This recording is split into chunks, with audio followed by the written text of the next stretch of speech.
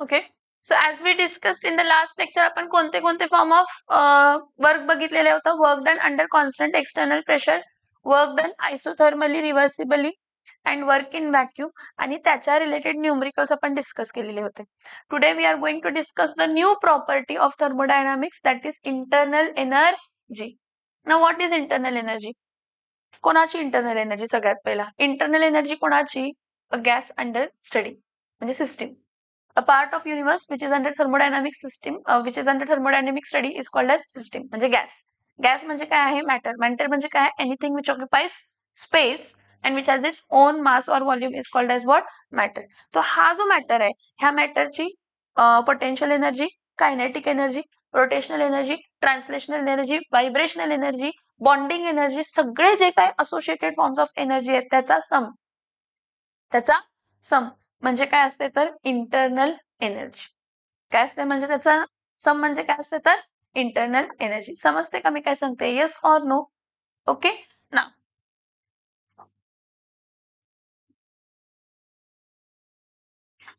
every system having some quantity of matter. Matter, anything which occupies space and which has its own mass or volume is called as what? Matter. And it is associated with a definite amount of what? Energy. And it is called as what? Internal energy. Now this internal energy is a sum of translational energy, mechanical energy. Mechanical energy म्हणजेच काय तर sum of what? Sum of what? Potential energy plus kinetic energy. Sum of what? Potential energy plus kinetic energy. So internal energy म्हणजे sum of mechanical energy, translational energy, rotational energy, vibrational energy, electronic energy, nuclear energy आणि bonding energy. या सगळ्याचा सम म्हणजे काय असते तर internal energy. पण त्यात काय असते की translational energy, vibrational energy, nuclear energy, rotational energy, electronic energy किंवा बॉन्डिंग एनर्जी, हे सगळे जे फॉर्म्स ऑफ एनर्जी आहेत हे आपण नेग्लिजिबल कन्सिडर करू शकतो. खूप कमी असतात. त्याला काउंट जरी नाही केलं तरी पण चालेल. मोस्टली आपण इंटरनल एनर्जी म्हणजे मेजरेबल जर कोणती असेल इंटरनल एनर्जी मध्ये सम कोणाचा मेजरेबल असेल तो कोणाचा असतो तर मेकॅनिकल एनर्जी. आणि ते मेकॅनिकल एनर्जी म्हणजे काय असतं तर पोटेन्शियल एनर्जी आणि kinetic energy. What is potential energy? The energy possessed by an object due to its rest म्हणजे potential energy. And the energy possessed by an object due to its motion is called as which energy? Kinetic energy. हे जे दोन form म्हणजे mechanical energy जे सम of potential energy आणि काय तर kinetic energy हे मेजरेबल आहे. काय आहे हे? काय आहे हे? मेजरेबल. बट हे जे बाकीचे आहेत ह्याला आपण काय करू शकतो तर इग्नोर करू शकतो. दुसरं, ही इंटरनल एनर्जी ही एक्सटेन्सिव्ह प्रॉपर्टी आहे. एक्सटेन्सिव्ह प्रॉपर्टी म्हणजे मॅटरची क्वांटिटी चेंज झाली तर इंटरनल एनर्जीची व्हॅल्यू काय होणार आहे तर चेंज. आपण दोन टाइप ऑफ प्रॉपर्टीज असतात म्हटलं, इंटेन्सिव्ह प्रॉपर्टी आणि एक्सटेन्सिव्ह प्रॉपर्टी.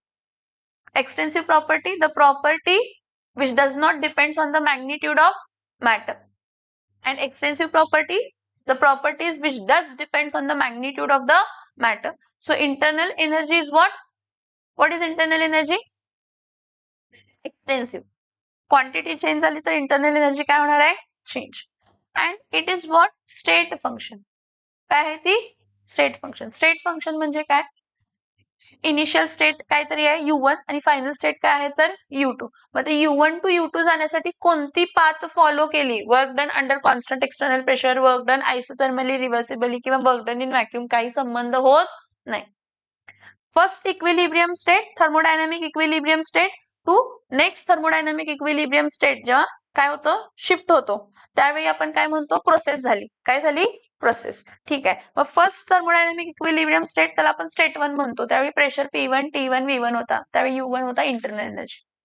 मग थर्मोडायनामिक इक्विलिब्रियम डिस्टर्ब झाला आणि नवीन थर्मोडायनामिक इक्विलिब्रियम अचीव्ह झाला म्हणजे ती स्टेट 2 झाली.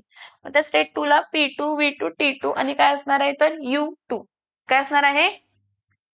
काय असणार आहे? U2. आता इथून इनिशियल टू फायनल स्टेट कोणता पाथ फॉलो केला त्यावरती डिपेंड करणार नाही. म्हणजे जर वर्क डन आयसोथर्मली आहे तर इंटरनल एनर्जी U2 चेंज होणार. Work done under constant external pressure आहे तर चेंज होणार, वर्क डन इन व्हॅक्यूम आहे तर चेंज होणार. मी तुम्हाला पहिलाच सांगितलंय की most of the thermodynamic properties हे कसे असतात, most of the thermodynamic properties हे स्टेट फंक्शन्स असतात. फक्त दोनच पाथ फंक्शन्स आहेत, वर्क आणि कोण आहे, एनर्जी. वर्क आणि एनर्जी. एनर्जी म्हणजे heat. Heat is a form of energy. Heat is a form of energy. आणि हे वर्क अँड एनर्जी कशा आहेत तर इंटर कन्व्हर्टेबल आहेत. कशा आहेत, इंटर कन्व्हर्टेबल. कशा आहेत, इंटर कन्व्हर्टेबल. हे बघा, what is internal energy. Internal energy is a sum of rotational energy, translational energy, vibrational energy, electronic energy, nuclear energy, bonding energy, mechanical energy आणि जेवढी forms of energy and can't be measured. आता can't be measured म्हणजे काय असते की हे जे translation energy, rotational, vibrational, electronic, nuclear हे खूप खूप खूप कमी अमाऊंट ऑफ असतात. त्याला आपण इझिली मेजर करू शकत नाही. हा, मेजरेबल कोण असतात, पोटेन्शियल आणि कायनेटिक. मग इंटरनल एनर्जी किती आहे तर it is approximate equal to potential plus kinetic. Potential plus kinetic म्हणजेच मेकॅनिकल. मेकॅनिकल एनर्जी दोन पार्ट मध्ये डिवाइड करतो, कोणते, पोटेन्शियल आणि कायनेटिक. पोटेन्शियल आणि कायनेटिक. ठीक आहे. नाव डेल्टा यू म्हणजे काय असते, you final minus U initial. म्हणजे इनिशियल इंटरनल एनर्जी काय होते आणि फायनल इंटरनल एनर्जी काय होती हे आपण माहित करू शकतो. आपण फक्त डेल्टा यूच प्रॉपरली फाइंड करू शकतो. यू इनिशियल आणि यू फायनल पण डायरेक्टली फाइंड करू शकत नाही. एक्सपेरिमेंटली आपण फक्त काय इझिली कॅल्क्युलेट करू शकतो, delta you which can be measured. आणि डेल्टा यू तुमचा 0 असू शकतो, पॉझिटिव्ह असू शकतो किंवा नेगेटिव्ह असू शकतो.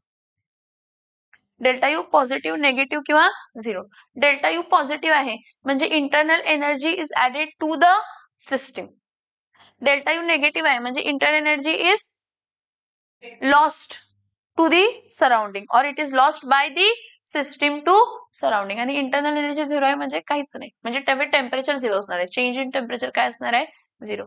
मी तुम्हाला म्हटलेलं का, जर प्रोसेस आयसोथर्मल असेल, कसली प्रोसेस आहे आठवते का काय आपण डिस्कस केलेलं ह्याबद्दल, टाइप्स ऑफ प्रोसेसेस मध्ये. टाइप्स ऑफ प्रोसेसेस मध्ये एक प्रोसेस कोणती होती तर आयसोथर्मल प्रोसेस होती. कसली प्रोसेस होती, आयसोथर्मल प्रोसेस. आयसोथर्मल प्रोसेस म्हणजे काय, कॉन्स्टंट आहे, टेम्परेचर कॉन्स्टंट आहे म्हणजे डेल्टा टी 0 आहे. मला सांगा, टेम्परेचर कॉन्स्टंट असेल तर कॉन्स्टंट पार्टिकल व्हायब्रेट जास्त होणार आहेत का किंवा कमी व्हायब्रेट होणार आहेत का, because temperature and kinetic energy are directly proportional to each other. Temperature change होत नाही, कायनेटिक एनर्जी पण चेंज होणार नाही, पोटेन्शियल एनर्जी पण चेंज होणार नाही. त्यामुळे for isothermal process delta T 0 असतो आणि डेल्टा यू पण काय असतं, 0.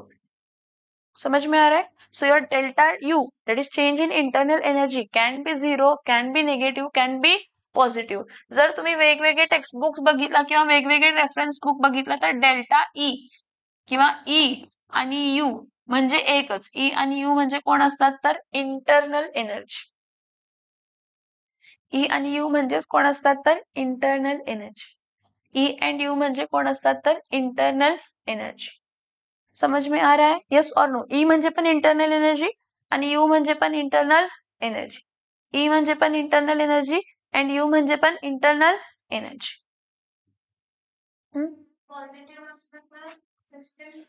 Work, see, when delta U is positive, the internal energy is added to the system. If delta U is negative, the internal energy is removed from the system. And when delta U is 0, it is neither added nor removed from the system. Now, laws of thermodynamics. थर्मोडायनामिक्सचा first law आहे, second law आहे, third law आहे, आपण study करणार. 0th law पण असतो. 0th law आपल्याला आता ऍक्च्युअली नाहीये, आपल्या स्टेट बोर्डला 0th लॉ नाहीये, पण जेईला आणि नीटला 0th लॉ पण आहे. 0th लॉ काय म्हणते बघा. हा, आपण ती जॉमेट्रीमध्ये ट्रान्झिस्टिव्हिटीची प्रॉपर्टी बघितलेली आठवते का. एबीसी ट्रायंगल आहे, तो इक्वल टू PQR आहे आणि PQR इक्वल टू काय आहे तर XYZ आहे. मग एबीसी इक्वल टू काय असणार आहे, XYZ असं आहे 0th लॉ. ओके, काय 0th law.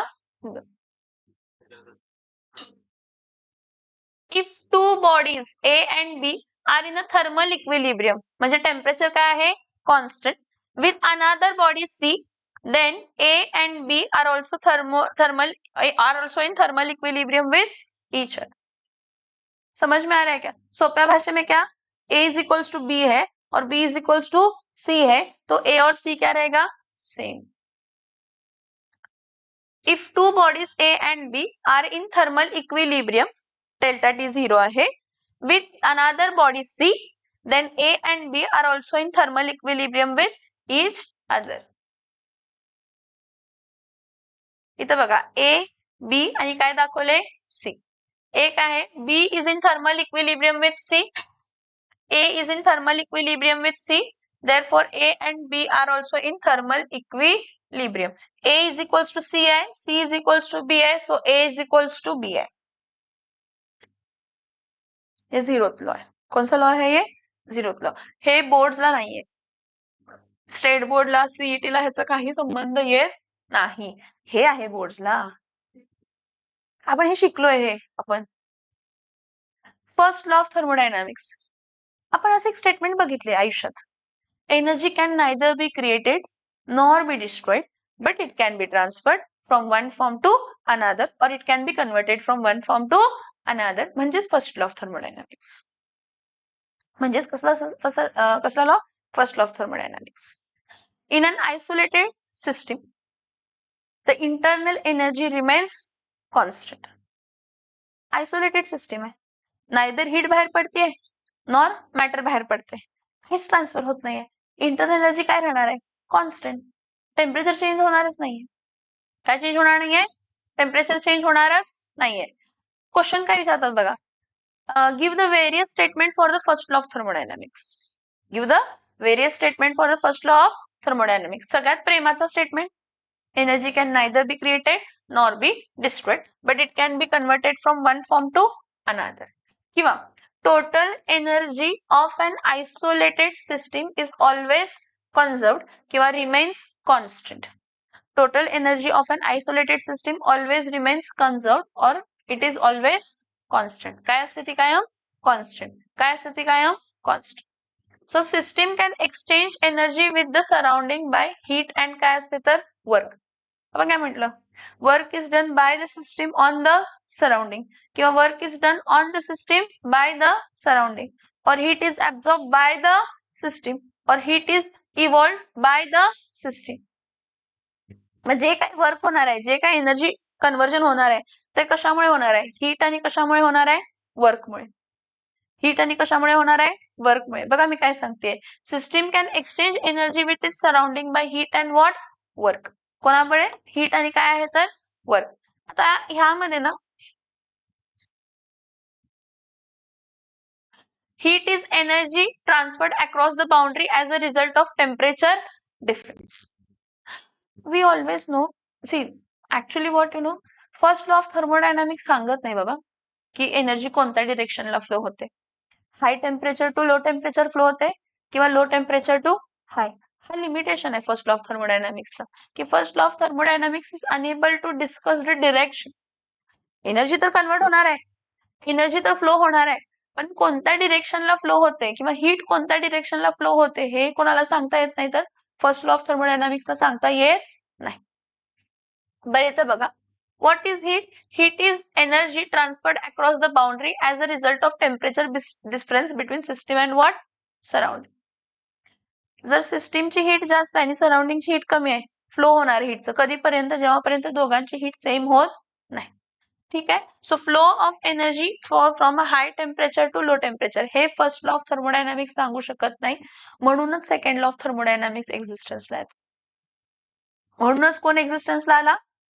Y there was a need for the second law of thermodynamics? Because first law applicable कुठेपर्यंत होता की एनर्जी तर कन्वर्ट होते one form to another form, flow पण होते, पण कोणत्या डिरेक्शनला फ्लो होते हे फर्स्ट लॉ ऑफ थर्मोडायनामिक्स सांगत नाही.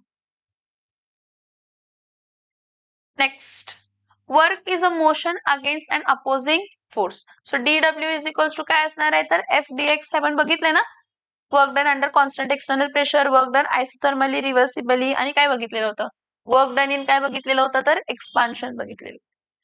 सो आपल्याला माहित आहे work done is equals to force into काय असते तर डिस्प्लेसमेंट, आणि फोर्स म्हणजे काय असते तर प्रेशर अँड काय? प्रेशर अपॉन काय असते तर एरिया. आणि मग आपण प्रूव्ह करतो की वर्क डन हा कसला वर्क आहे तर प्रेशर व्हॉल्यूम वर्क. कसला वर्क आहे? प्रेशर. आता हे heat and work both are mode of transfer of energy, both are path function आणि दोघांचे युनिट काय आहे तर joule. Work is done on the system और by the system. Heat passes into और out of the system. Internal energy change होणार आहे. काय चेंज होणार आहे? Internal energy. ठीक आहे. थर्ड, मॅटर एंटर्स और leaves the system. Matter enters और leaves the system, internal energy change होणार आहे. Work is done by the system on the surrounding और on the system by the surrounding, internal energy change होणार आहे. Heat add केलं सिस्टीमला किंवा heat remove केलं सिस्टीम मधून काय होणार आहे? इंटरनल एनर्जी चेंज होणार आहे. इंटरनल एनर्जी चेंज कधी नाही होणार. बघा, हे तर चेंज होणार ना. आयसोथर्मल म्हणजे काय कॉन्स्टंट असायला पाहिजे? येस, जेव्हा टेम्परेचर कॉन्स्टंट असणार आहे त्यावेळी इंटरनल एनर्जी चेंज होणार नाही. पण की ह्या कॉन्सेप्टला इंटरनल एनर्जी काय होणार आहे तर change. So the given now the equation is first law of थर्मोडायनामिक्सचा मॅथमॅटिकल फॉर्म. क्वेश्चनला येत आहे, एक्झामला क्वेश्चन येते की give the equation, give the mathematical expression for the first law of thermodynamics. आता first law of thermodynamics mathematically कसा express केला जातो? Delta U is equals to Q plus W. ह्याला मी स्टेटमेंट मध्ये कसं लिहितंय बघा. Increase in internal energy, increase in internal energy is the sum of heat absorbed by the system and work done on the system and work done on the system. What is the first law of thermodynamic statement? The first law of thermodynamic statement mathematically expresses that delta U positive आहे म्हणजे increase in internal energy झाली. काय झाली? Increase in काय झाली तर internal energy. काय झाली? इन्क्रीज इन काय झाली तर इंटरनल एनर्जी.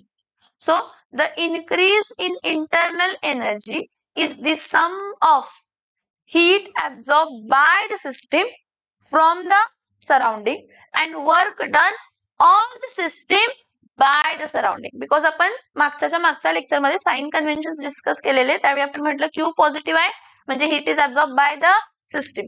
डब्ल्यू पॉझिटिव्ह आहे म्हणजे work is done on the system by the surrounding. So हे आपण चेंज इन इंटरनल एनर्जी म्हणण्यापेक्षा आपण काय म्हणणार? डेल्टा यू पॉझिटिव्ह आहे ना म्हणजे इन्क्रीज झालंय.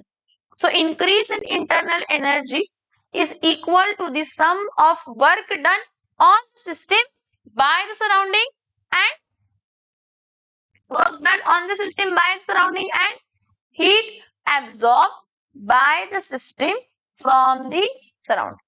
Heat absorbed by the system from the surrounding. This is what? Delta U is equals to Q plus W. Delta U change in internal energy. पण change in internal energy positive कधी असते? जेव्हा heat absorb केली जाते system surrounding to system आणि work done on the system होते. Work done on the system. Work done on the system. आता हे तर झालं mathematical form of first law of thermodynamics. हा mathematical law of first law of thermodynamics आपण various प्रोसेसेसला apply केला तर ते इक्वेशन्स काय होतात तर change. Express the first law of thermodynamics for the given processes असं विचारतात. पहिला विचारतात काय? Give the various statement for the first law of thermodynamics. दुसरा विचारतात give the mathematical expression for the first law of thermodynamics and give it's various form for the following processes. कोणती process बघितलेली होती आपण? आयसोथर्मल, आयसोबॅरिक, आयसोकोरिक आणि काय बघितलेली होती? ॲडियाबॅटिक. सायक्लिक नाही, ती नाही. सायक्लिक नाही. सायक्लिक मध्ये डेल्टा यू 0 असते, आपण बघितलंय. डेल्टा एच पण 0 असते कारण इरून फिरून गंगावेश. हा, सो डेल्टा यू 0 असते. पण हा, आता आपण बघणार आहे की फर्स्ट लॉ ऑफ थर्मोडायनामिक्स मध्ये वेगवेगळे जे प्रोसेसेस आहेत त्या वेगवेगळ्या प्रोसेसेसला आपण कसं अप्लाय करणार आहे. पण सगळ्यात पहिला त्यांनी एक साइन कन्व्हेन्शन दिले. काय? आता positive anything which increases the energy of the system. Heat release by the system is negative. त्यानंतर work done on the system is positive. Negative anything which decreases the energy of the system. Positive system मध्ये add होते, negative system मधून बाहेर पडते.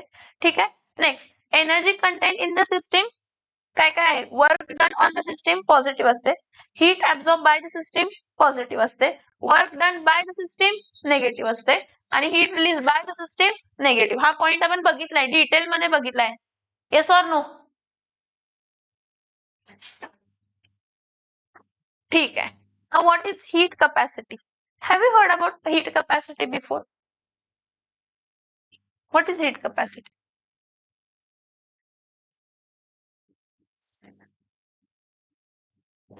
Specific heat capacity. The amount of heat required to raise the temperature by 1 degree Celsius. The amount of heat required to raise the temperature of a given mass of a substance by 1 degree Celsius is called as heat capacity. But what is specific heat capacity? Per gram, 1 gram of सबस्टन्सचं temperature जर वाढवायचं असेल 1 degree ना, that is from 14.5 to 15.5, ह्याला आपण कसली म्हणतो? Specific heat capacity. काय म्हणतो? फरक आहे हीट कपॅसिटी आणि specific heat capacity. Specific heat कपॅसिटीसाठी 1 ग्रॅमच आणि 1 डिग्रीच टेम्परेचर वाढवणार, कमी पण करू शकतो, increase or decrease in temperature, but 14.5 to 15.5 किंवा 15.5 टू 14.5, तेव्हा त्याला आपण काय म्हणतो? Specific heat. आणि दर ऑब्जेक्टची स्पेसिफिक हीट ठरलेली आहे. हीट कपॅसिटी खरं चेंज होते, मास चेंज झाला हीट कपॅसिटी चेंज होते. मास चेंज झाला, मग मला सांगा, मास चेंज झाला तर हीट कपॅसिटी चेंज होते, म्हणजे हीट कपॅसिटी कसला फंक्शन आहे? एक्सटेन्सिव्ह प्रॉपर्टी आहे का इंटेन्सिव्ह प्रॉपर्टी? कसली प्रॉपर्टी आहे? एक्सटेन्सिव्ह. अमाऊंट ऑफ मॅटर वरती डिपेंड करत, जो काय मास आहे त्याला तुम्ही किती हीट देणार की त्याचं टेम्परेचर 1 डिग्रीला वाढायला पाहिजे, म्हणजे हीट कपॅसिटी.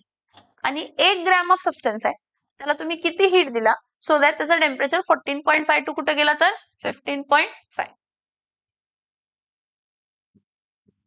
इथं एक एक्झाम्पल त्यांनी दिलेलं आहे. 35 डिग्रीला होता आणि हा काय होता तर 36 डिग्रीला आहे. Water has a high heat capacity. Lots of energy is needed to raise its temperature. जो काय एनर्जी म्हणजे हीट लागली to raise the temperature by 1 degree Celsius is called as what? Heat capacity. पण 1 ग्रॅम जर असेल आणि 1 ग्रॅमचं temperature 1 डिग्रीने वाढवला फ्रॉम 14.5 टू 15.5, त्याला आपण काय म्हणतो तर हीट कपॅसिटी. काय म्हणतो आपण त्याला? Heat capacity. काय म्हणतो आपण त्याला? Heat capacity. What is heat capacity? Heat required to raise the temperature of the system by 1 degree Celsius under a given process. आणि मग हे heat, specific heat is equals to काय असते? dq by dt. Change in heat divided by change in temperature. Change in temperature किती असते? 1. Change in temperature काय असते? 1. बरं, हीट कपॅसिटी म्हणजे काय समजलं ना? ठीक आहे. स्पेसिफिक हीट म्हणजे काय समजलं? ठीक आहे. आपण काय बघत होतो? आपण बघत होतो first law of thermodynamics. First law of थर्मोडायनामिक्सचं मॅथमॅटिकल इक्वेशन फॉर्म काय होतं? Mathematical equation form first law of थर्मोडायनामिक्सचं? Yes, delta U is equals to काय होता तर क्यू प्लस काय होता तर डब्ल्यू. हा, आणि डब्ल्यू म्हणजे काय असते तर मायनस पी डेल्टा व्ही. हे तर आपल्याला माहित आहे की नाही माहित आहे? आहे ना? डब्ल्यू वर्क डन कसा असतो? Under constant external pressure. Work done under constant external pressure काय असतं तर मायनस पी डेल्टा काय असतं तर V.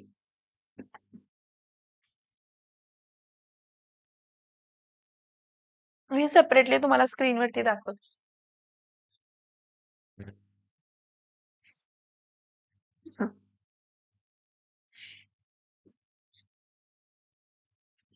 First law of thermodynamics मध्ये delta U is equals to काय असते तर क्यू प्लस काय असते तर डब्ल्यू.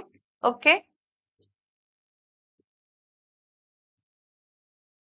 आता इथं बघा, जर एखादी प्रोसेस आयसोथर्मल प्रोसेस आहे, एखादी प्रोसेस कसली प्रोसेस आहे, आयसोथर्मल काय आहे तर प्रोसेस.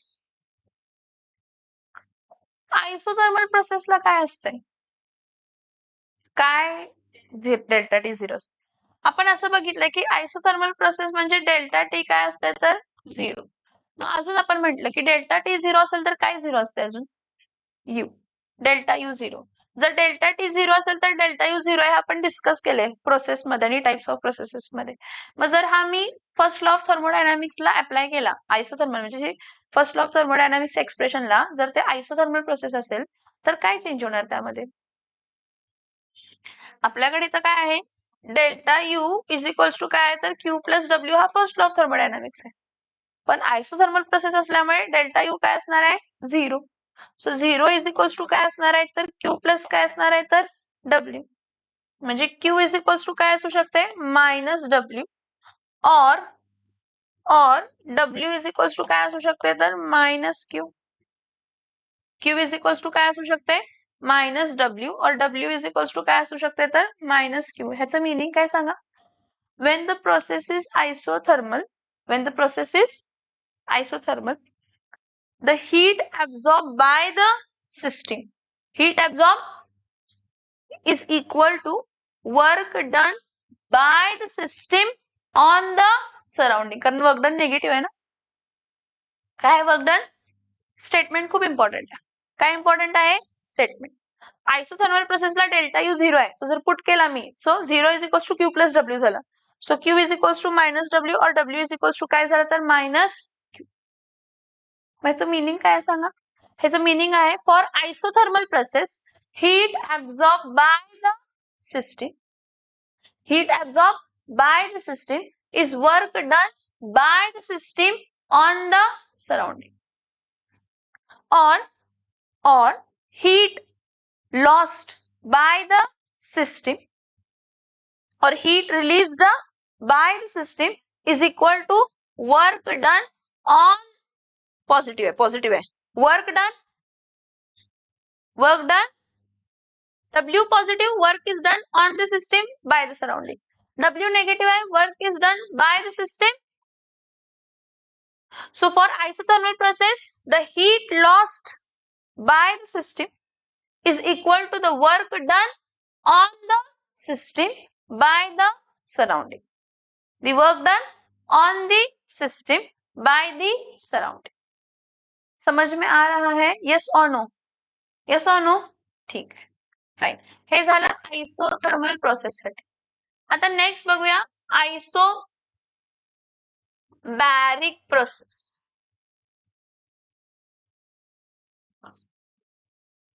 कसली प्रोसेस, आयसोबॅरिक प्रोसेस. आयसोबॅरिक प्रोसेसला काय असते, डेल्टा पी झिरो असते. ठीक आहे, म्हणजे पी काय असते, प्रेशर कॉन्स्टंट असते थ्रू आउट. काय असते, प्रेशर कॉन्स्टंट, म्हणजे पी एक्सटर्नल कॉन्स्टंट असते. आणि मी तुम्हाला म्हटलं आपण ज्या सिस्टीमला राहतोय तिथे एक्सटर्नल प्रेशर कायम काय असते तर कॉन्स्टंट असते. ठीक, माझ्याकडे फर्स्ट लॉ ऑफ थर्मोडायनामिक्स प्रमाणे इक्वेशन काय आहे, delta U is equals to Q plus काय आहे तर डब्ल्यू, आणि work done under constant external pressure Q P.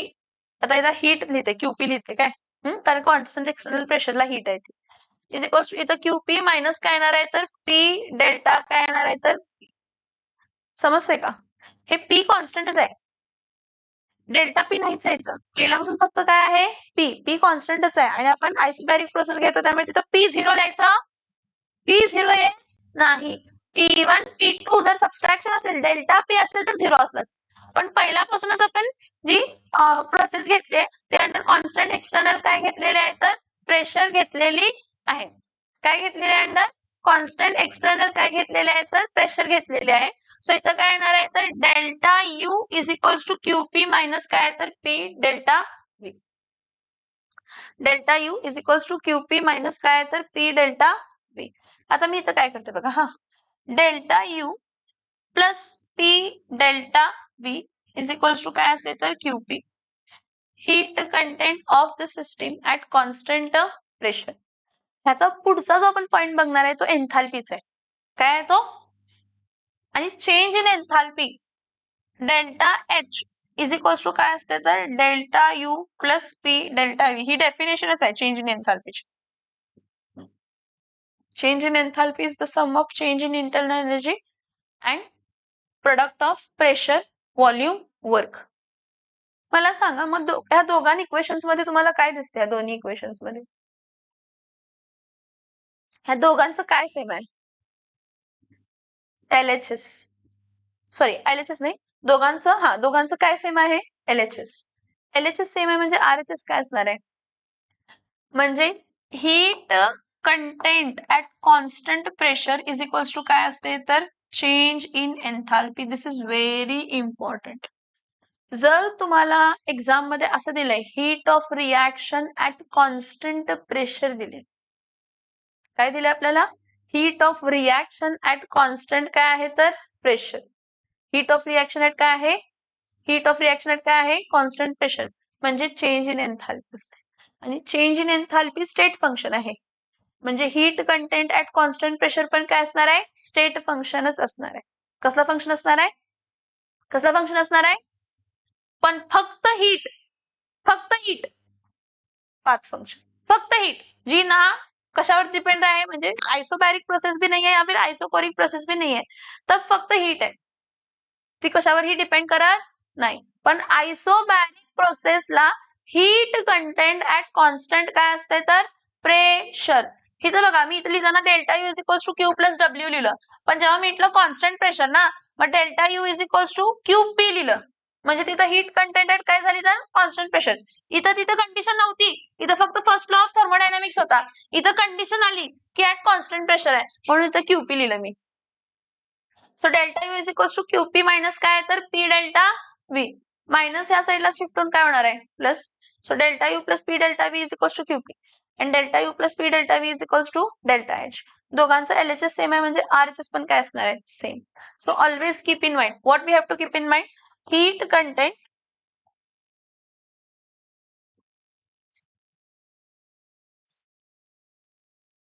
Content at constant pressure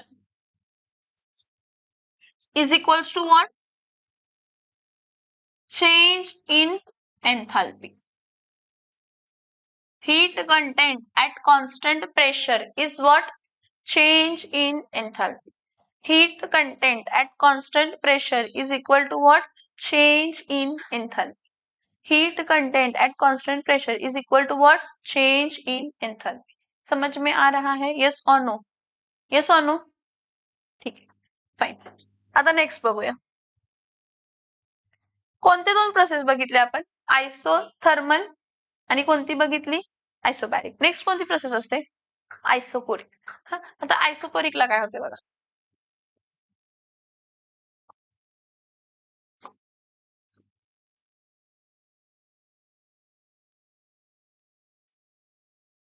कसली प्रोसेस आहे? आयसो काय आहे तर कोरिक प्रोसेस. आता आयसोकोरिक प्रोसेसला काय असते रे? चेंज इन व्हॉल्यूम 0 असते. म्हणजे डेल्टा व्ही काय असते तर 0 असते. बरं, फर्स्ट लॉ ऑफ थर्मोडायनामिक्स काय आहे? Delta U is equals to Q plus काय आहे तर डब्ल्यू.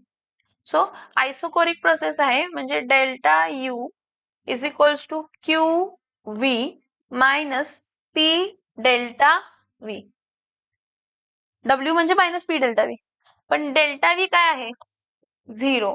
म्हणजे हे पूर्ण टर्म 0. डेल्टा व्ही 0 आहे बघती.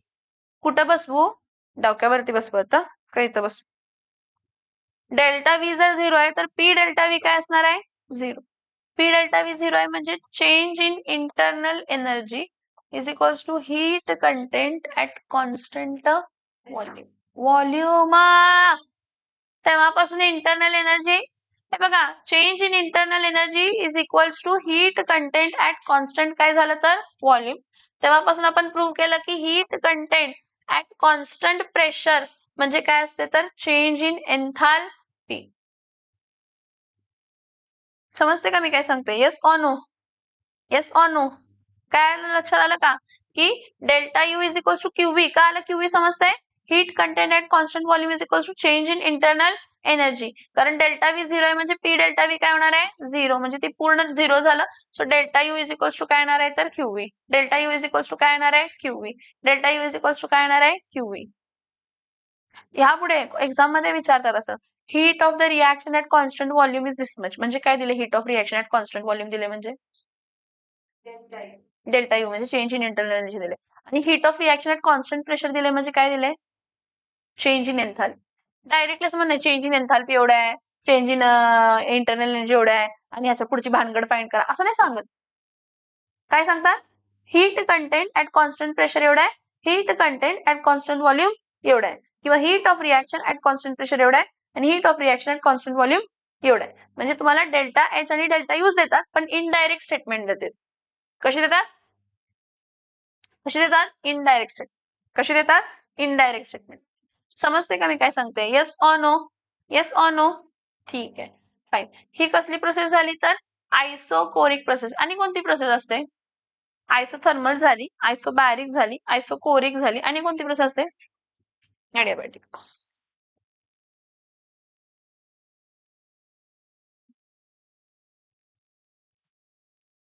नाउ ॲडियाबॅटिक प्रोसेस ठीक आहे.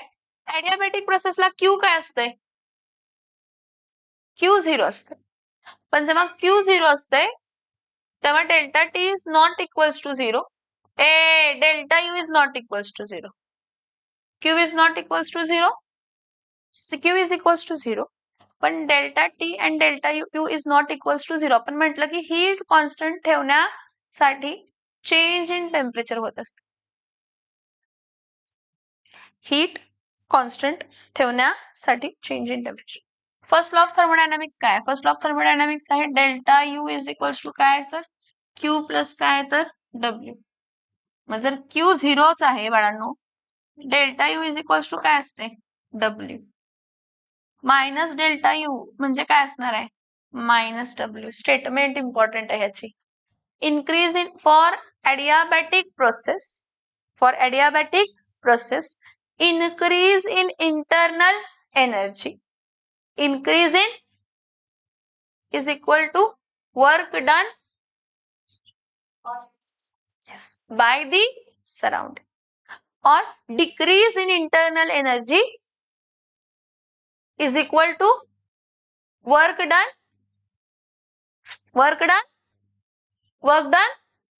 समझ में आ रहा है? yes or no? एग्जाम चा फेवरेट आहे.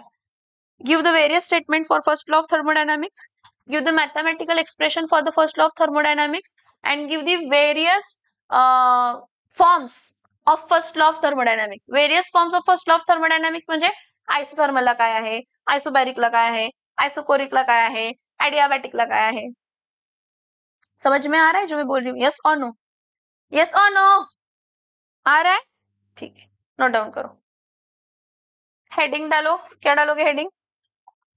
फर्स्ट लॉ ऑफ थर्मोडायनामिक्स डालो. First law of thermodynamics.